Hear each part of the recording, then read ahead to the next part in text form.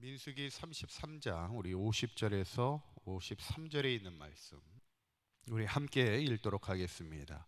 여리고 맞은편 요단강가 모압 평지에서 여호와께서 모세에게 말씀하여 이르시되 이스라엘 자손에게 말하여 그들에게 이르라 너희가 요단강을 건너 가나안 땅에 들어가거든 그 땅의 원주민을 너희 앞에서 다 몰아내고 그 새긴 석상과 부어 만든 우상을 다 깨뜨리며 산당을 다 헐고 그 땅을 점령하여 거기 거주하라. 내가 그 땅을 너희 소유로 너희에게 주었음이라. 아멘. 할렐루야. 우리 지난 시간에 우리 이스라엘 백성이 그동안 걸어왔던 애굽에서 모압까지의 그 광야의 여정을 소개하면서 특별히 숫곳에서 진을 치는 것을 시작으로 모압 평지에 진을 치기까지 총 41번의 진을 치게 됩니다. 이것을 이제 회상하면서 그들이 이제 광야의 여정을 하나님이 인도하셨음을 기억하는 것이고 또 이 모든 여정이 하나님의 은혜였음을 고백하는 겁니다. 어쩌면 이것이 우리의 인생과도 마찬가지입니다. 우리의 인생이 마지막 마쳤을 때, 다가왔을 때 내가 내 평생 살아온 신앙의 삶의 모든 여정이 뒤를 돌아봤을 때 다 모든 것이 주님의 은혜였음을 고백하며 살 수 있는 저와 여러분의 삶이 되시기를 간절히 축원합니다.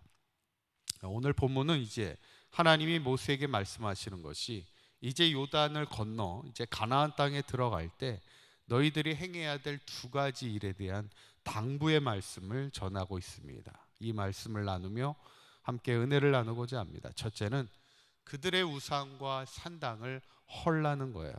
52절에 있는 말씀을 다시 한번 보시면 한번 읽어보겠습니다.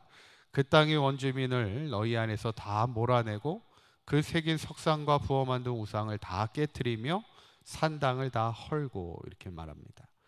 몰아내고 깨뜨리고 헐고 다 비슷한 말들이에요.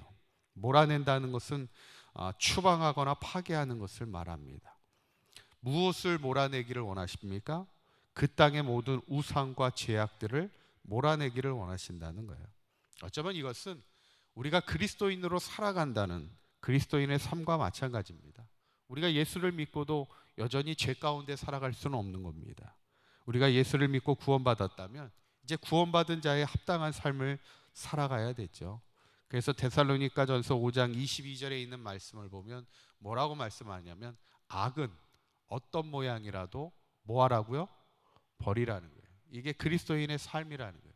이스라엘 백성도 이제는 가나안 땅에 들어갔을 때 그곳이 하나님의 약속의 땅이고 이제 그곳이 믿음의 땅이 되게 하라는 거예요. 그곳이 믿음의 땅이 되기 위해서는 먼저 악을, 모든 우상을, 죄악을 버리라는 것이죠. 그런데 특별히 오늘 성경을 읽다 보면 왜 하나님이 우리가 신앙으로 살 때 우상과 죄악을 버려야만 할까? 그 특별한 이유가 55절에 나와 있습니다. 55절에 있는 말씀을 우리 한번 읽어보겠습니다. 시작. 너희가 만일 그 땅의 원주민을 너희 앞에서 몰아내지 아니하면 너희가 남겨둔 자들이 너희의 눈에 가시와 너희의 옆구리에 찌르는 것이 되어 너희가 거주하는 땅에서 너희를 괴롭게 할 것이요. 마치 죄악은 우상은 우리의 삶의 가시가 된다는 거예요. 눈의 가시가 됩니다. 어쩌면 사람의 신체 중에 가장 민감한 부분 중에 하나가 눈입니다. 그래서 눈에 이렇게 조그마한 티끌이라도 이렇게 들어가면 괴롭죠. 죄라는 게 그렇다는 거예요. 죄라는 것은 우리 그리스도인들에게는 항상 이 괴로움의 문제입니다. 죄 가운데 빠져있는 세상의 사람들에는 죄가 아무렇지 않습니다. 그런데 우리가 영적인 그리스도인의 삶에 죄가 들어올 때는요, 그게 괴로움이 됩니다. 눈에 가시가 되고 옆구리를 찌르는 것 같은 그런 아픔과 괴로움을 준다는 거예요.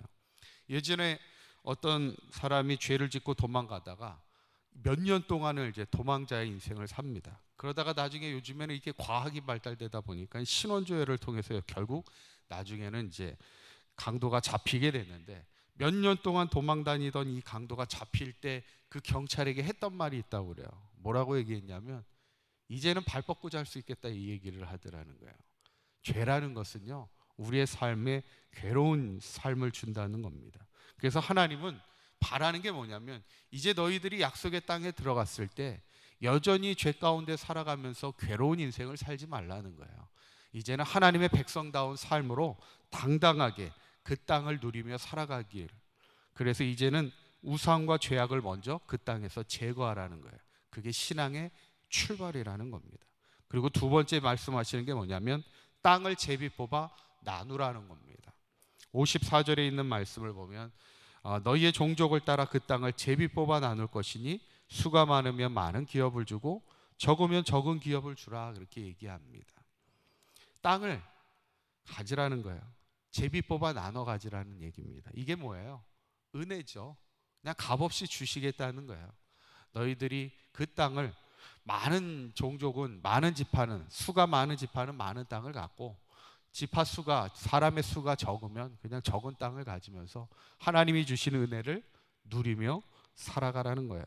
여러분, 우리가 인생을 살아갈 때 항상 느끼는 게 뭐냐면 하나님의 은혜를 누리며 살아가는데 그 은혜가 뭐예요? 값없이 주는 겁니다. 하나님이 우리가 열심히 해서 뭐 농사를 짓고 열심히 해서 직장에서 돈을 벌고 많은 일들을 하는 것 같지만 사실은 엄밀히 보면 하나님이 주시는 값없는 은혜예요. 우리가 항상 기억해야 될 것은 하나님이 우리에게 주시는 값없는 은혜 앞에 늘 감사하며 살아가는 것. 오늘 결론은 그겁니다. 이스라엘 백성에게 하나님이 마지막 모압 평지에서 당부하는 것은 너희들이 약속의 땅에 들어가거든 첫째는 철저하게 죄악과 우상을 버리고 두 번째는 모든 것이 하나님의 값없는 은혜임을 늘 기억하면서 살아가는 것, 이것이 하나님의 백성다운 삶이라는 것을 말씀하고 있는데, 바라기는 우리 사강교회 모든 성도님들도 우리가 서 있는 이 믿음의 자리에서 항상 내 안에 우상과 죄악이 있지 않은지 늘 돌아보면서 우상과 죄악을 몰아내고 항상 하나님의 값없는 은혜를 누리며 이 땅에서 하나님의 백성다운 삶을 살아가는 저와 여러분들의 삶이 되시기를 간절히 축원합니다. 기도하시겠습니다. 고맙고 감사하신 하나님, 우리에게 늘 하나님의 약속을 성취하며 나아가는 인생이 되게 하시니 감사합니다. 우리가 서 있는 믿음의 땅에서 모든 우상과 죄악을 벗어버리게 하여 주시고 오직 주님의 은혜로 살아갈 수 있는, 그 값없는 은혜로 살아갈 수 있는 믿음의 아름다운 삶이 되게 하여 주시옵소서. 오늘 거룩한 주일입니다. 우리 사강교회 모든 성도들 온전히 하나님을 예배하게 하여 주시고 한평생 주님의 은혜를 찬송하며 예배하며 믿음의 아름다운 여정 걸어갈 수 있는 우리 사강교회 모든 성도들 되게 하여 주옵소서. 우리 주 예수 그리스도의 이름으로 기도하옵나이다. 아멘.